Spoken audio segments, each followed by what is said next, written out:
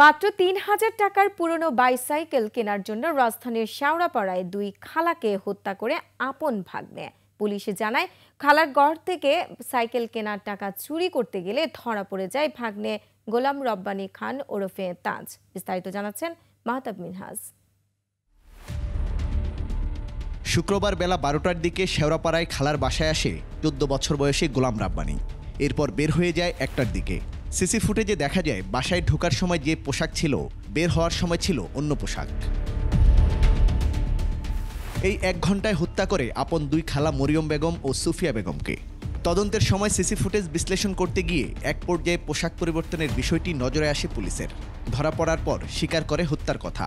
সে তার খালার বাসায় যাওয়ার পর খালা যখন তাকে লেবুর শরবত দিয়ে আপ্যায়ন করার জন্য ডাইনিং টেবিলে চাকু দিয়ে লেবু কাটছিল এবং অন্য আরেক খালা আরেকটি রুমে হাঁড়ি পাতিল এগুলো ধোয়া মোছা করছিল, ঠিক এই মুহূর্তে সে তার খালার লিভিং রুমে ঢুকে সেখান থেকে খালার মানিব্যাগ থেকে টাকা চুরি করে।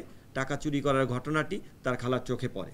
চোখে পড়লে তার খালা যখন টাকা চুরির বিষয়টি তাকে চার্জ করে এবং তার মাকে বলে দিবে মর্মে তাকে জানায়, তখন সে দিক বিদিক হয়ে ডাইনিং টেবিলের এখানে এসে ওই চাকু দিয়ে তার খালার পেটে আঘাত করে।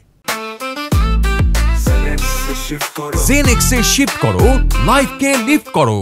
তদন্তের সময় নিজেকে বাঁচাতে বিভিন্নভাবে পুলিশের তদন্তের উপর নজর রাখছিল গোলাম রাব্বানী। বিভিন্নভাবে পুলিশকে সাহায্য করারও চেষ্টা করে। অংশ নেয় খালাদের জানাজায়ও। সেখান থেকেই তাকে গ্রেপ্তার করা হয়।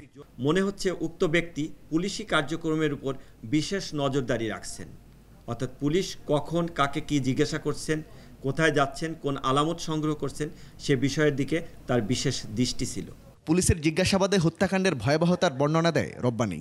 তার স্বীকারোক্তিমূলক জবানবন্দিতে আমরা রক্তমাখা তার প্যান্ট, শার্ট এবং জুতা এটা উদ্ধার করি।